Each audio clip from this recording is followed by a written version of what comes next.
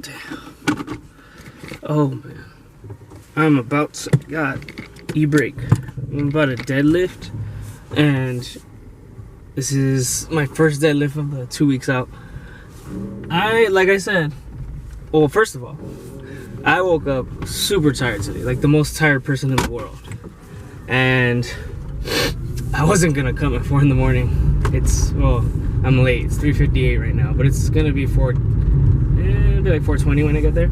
I wasn't gonna come early because I was just really tired, and I woke up at 1. I woke up like 3 times at night, and I don't know what times they were, but I woke up at 1. One of the last times was 1 a.m. I'm like, damn, I'm up early. Like, I thought it was already time, or I was like, I woke up late. So I didn't really sleep good. I slept. I was able to go back to sleep kind of right away, kind of not really. I was just kind of laying there. Am I making an excuse for why I won't do bad why I will do bad in advance? No, I'm not. I'm making an excuse as to if I do good, there should be no reason. I should do okay, and it should be if I get 480, I'm probably planning 480, 474 at worst, but 480. It'll suck if I don't get 480. That'll suck. If I don't get 480, 500 is not happening. If I get 480 and it's actually a good rep, then I'll at least attempt 500. Maybe do 485 as a second attempt on meet day. But if I don't get 480, that just sucks. I'll probably just do 480 meet day, 485. I don't think that's that unreasonable, hopefully. But like I said, my working sets have gone up on deadlift, which is so weird. But like my top singles and top triples and all that, it wasn't as easy as last time. I'm gonna do working sets 440 for a 3x2 or a 2x2, depends how I feel.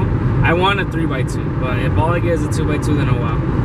I'll probably just do that 3x2 later on in the week. And that's what I mean. I've never done 440 for reps in my life. It's gonna be the first time. So 427 was a 3x3, and I'd never even done that last week, and I'd never done that before.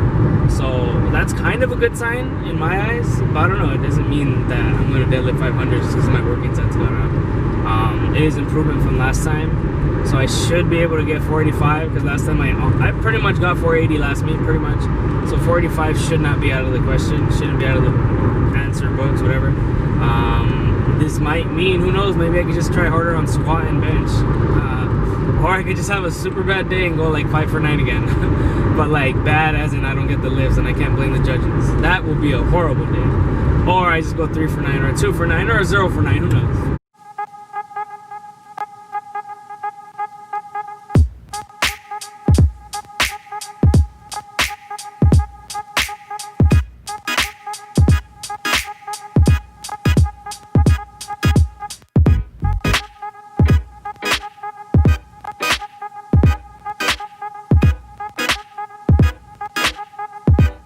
So I have arrived and no one is here. I can't talk shit to Sergio. I always say if I don't get a lift, it's his fault, so I can't blame him. But I'm gonna blame him still. I'm gonna tag him in this and blame him if I don't get it. If I do get it, I'm still gonna blame him. It's always Sergio's fault. I don't know if I should stretch. I don't want to take long. I guess I'll stretch. Ooh. Take a look. Yeah, good. Yeah, I'm just gonna deadlift, so it doesn't really matter. I was gonna deadlift and bench, but we'll do squat and bench tomorrow.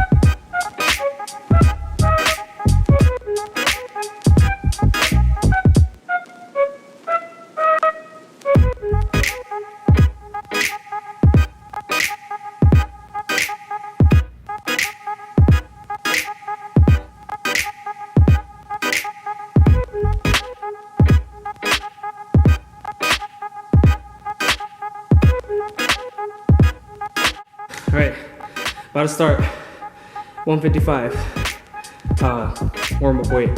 I had my boxers on with my singlet, and I took them off and put on my tighty whities because it has to be identical to meet day.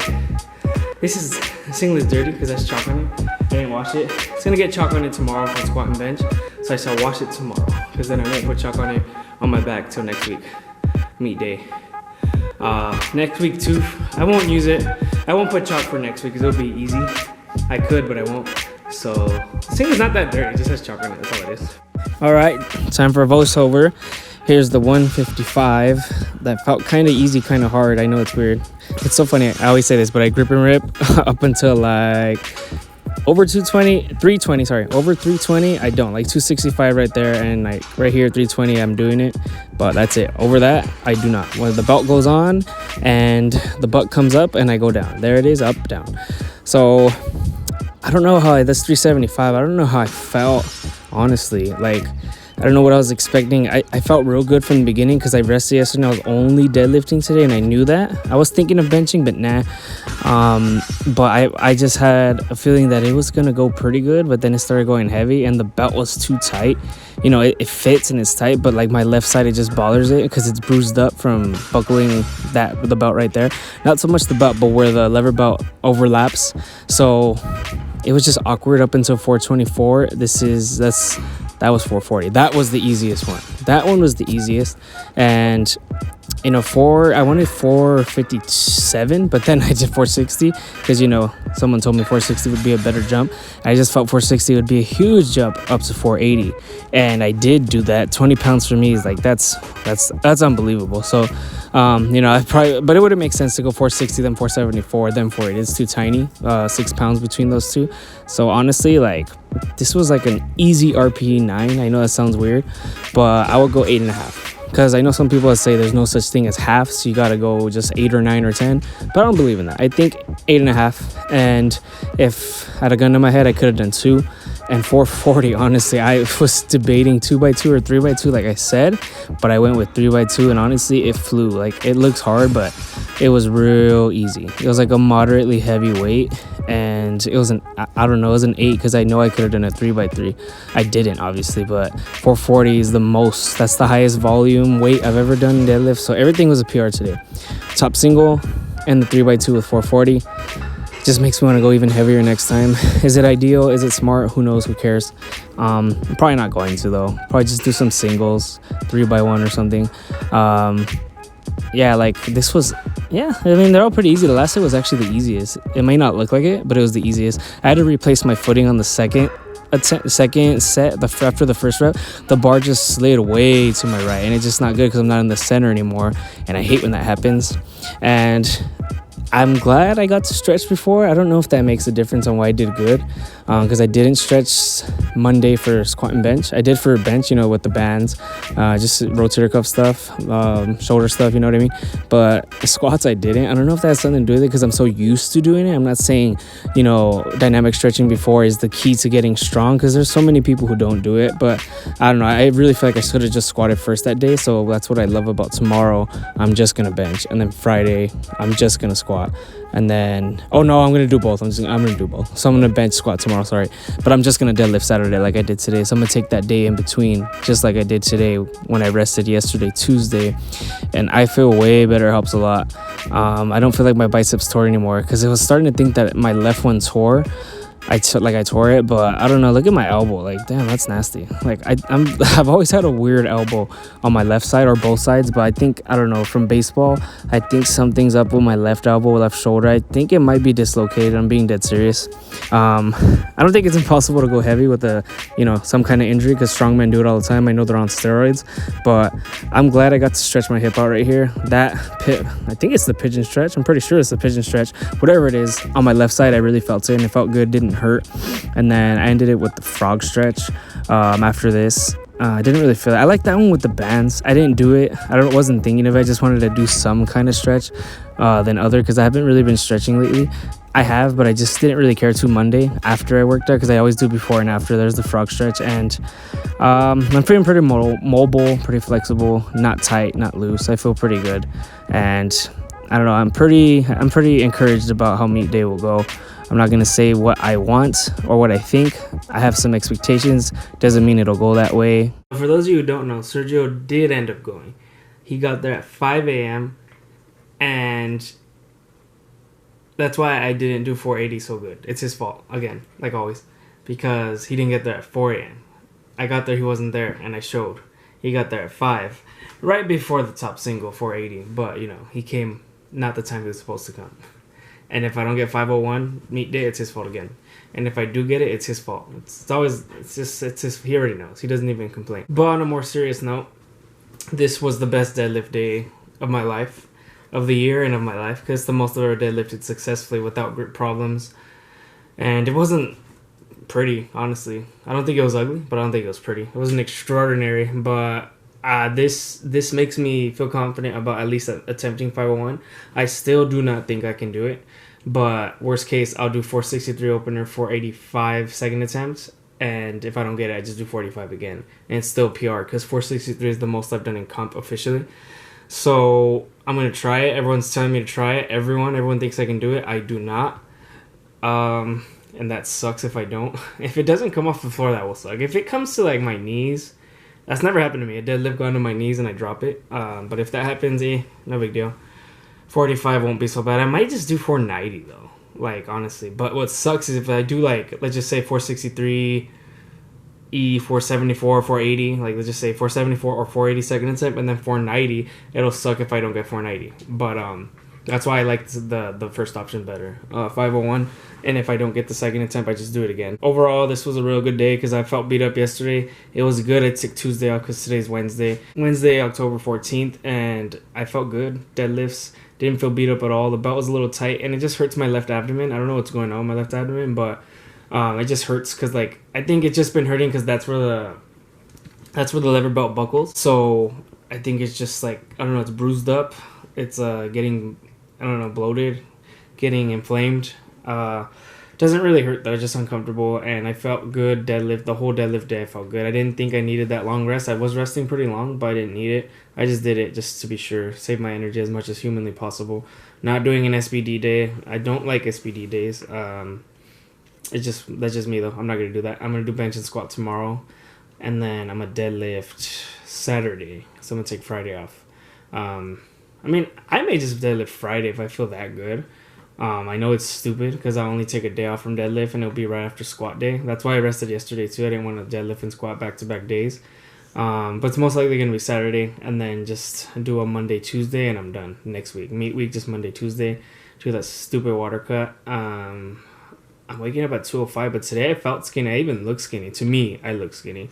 I don't know how much I weighed. I don't know. But all that really matters is how much I weigh Sunday. I may start it Sunday or Saturday. So I'll weigh myself early on Saturday, and then we'll see. If I'm 205, I got at the very least 8 pounds to lose. At the very least.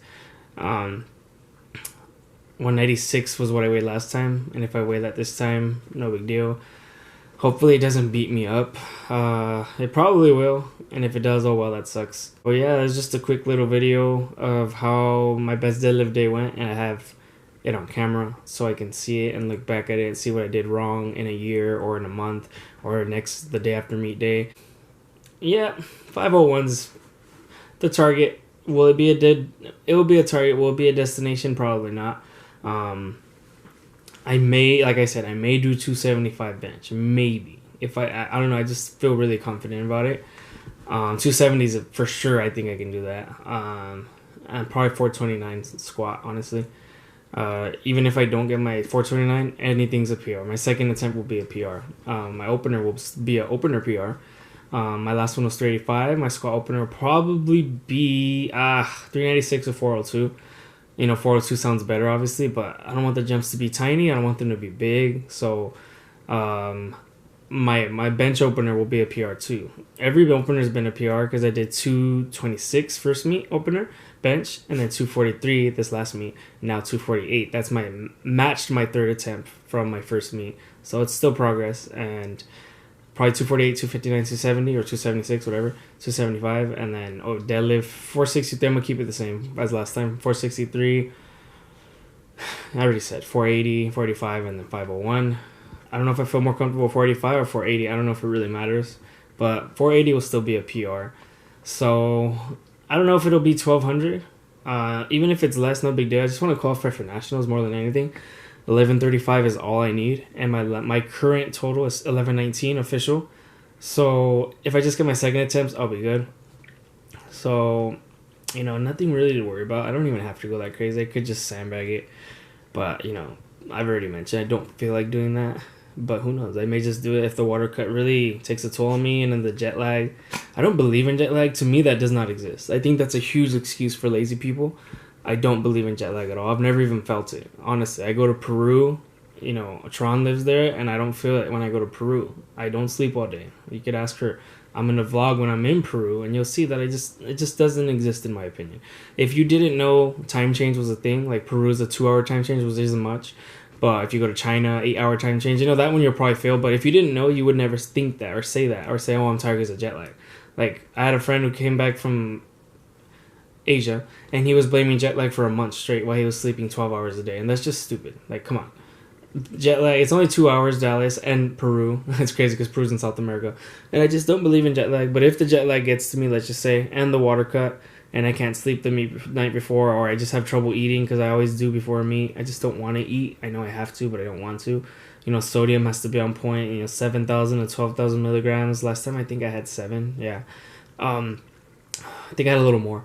And then, you know, carbs wise, you know, gotta eat a bunch of carbs, water, fill up on water. Hopefully, I don't know, hopefully I could just diet out and not water cut too much, and I think I'll be real good. That's it for the video. I'm glad you got to witness my best deadlift day of all time, and this makes me feel a little better for meet day. So that being said, don't forget to like, comment, share, subscribe, and stay tuned for meet day.